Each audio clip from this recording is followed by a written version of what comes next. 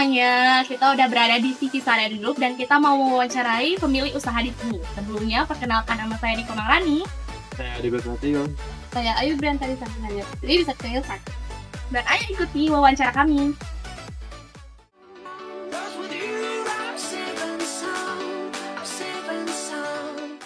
Nama saya Imani Krisna. Kemudian saya adalah pendiri sekaligus owner dari CV Saren Group yang berdiri sejak 2010. Jadi perusahaan ini pada awalnya adalah merupakan jasa pendidikan, kemudian warnet. Kemudian di tahun 2015 kami mendaftarkan diri secara legal menjadi CV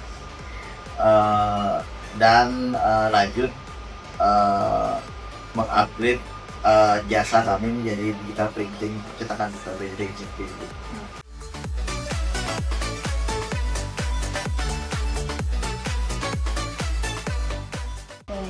Nah, jadi peluang bapaknya apakah ada investor atau kayak enggak? Kalau dari segi permodalan itu murni semua sendiri ya, jadi tidak ada join, tidak ada investor gitu. Pendapatan utama dari usaha itu apa? Kalau dilihat dari pendapatan utama,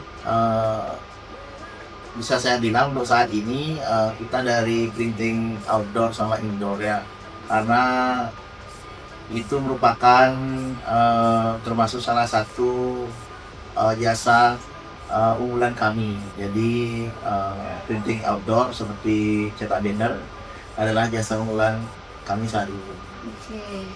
Terus apakah ada inovasi atau fitur unik dalam model CCG yang bisa membedakan dari selain? Kalau dari segi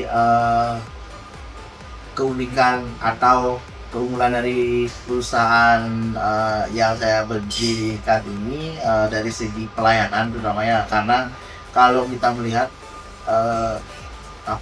keunggulan dari perusahaan kan ada internal sama eksternal. Jadi kalau dari internalnya itu selain peralatan kami yang sudah lumayan lengkap, yang kami unggulkan itu adalah pelayanan cepat. Jadi konsumen ketika ingin misalnya mencetak banner itu dia bisa merequest jadwalnya maksimal minimal 2 jam sudah ready dengan syarat dan ketentuan.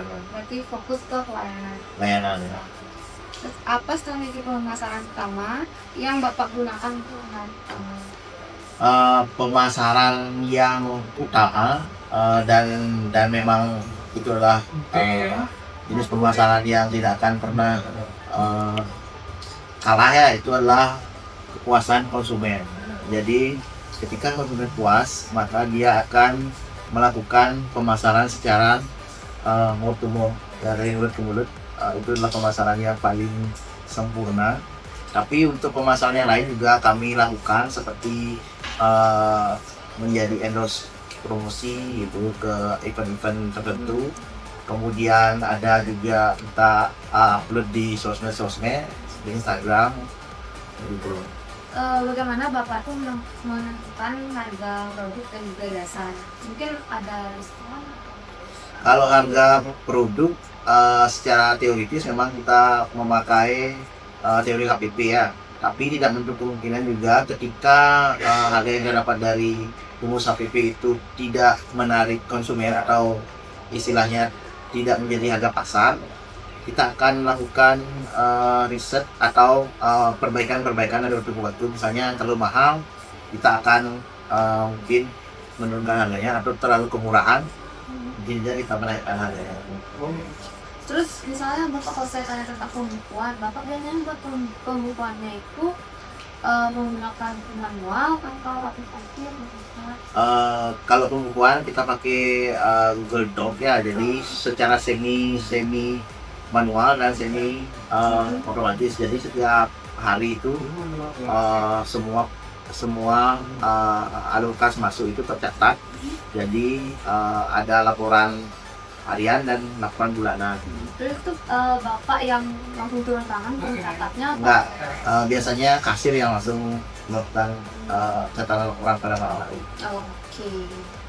Tantangan terbesar yang Bapak pernah hadapi apa Pak selama menjalankan usaha? Kalau tantangan itu secara eksternal ya mungkin adanya perubahan pasar. Misalnya kalau dulu orang mencetak misalnya foto dengan menggunakan Polaroid, ya itu dimana mesin yang kita pakai itu lebih mahal harganya, cuma cost profitnya lebih tinggi.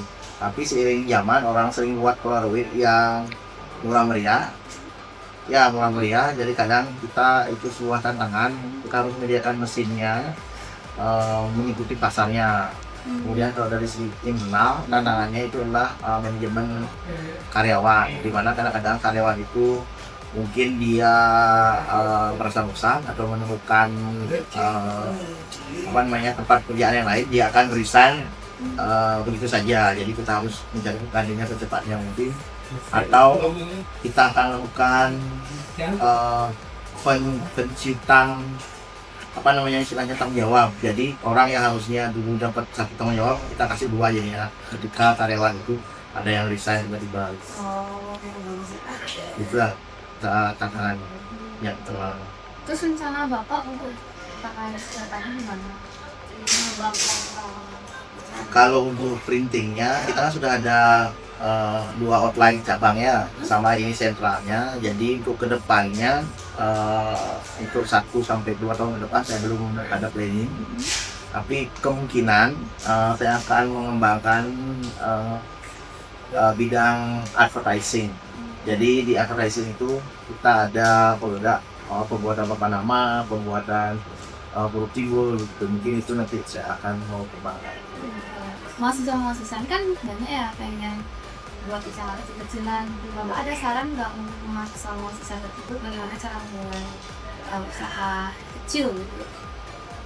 Kalau dari saya ya melihat mahasiswa yang sudah tamat, kalau misalnya mencoba untuk membuat suatu bisnis itu biasanya harus berawal dari sebuah passion.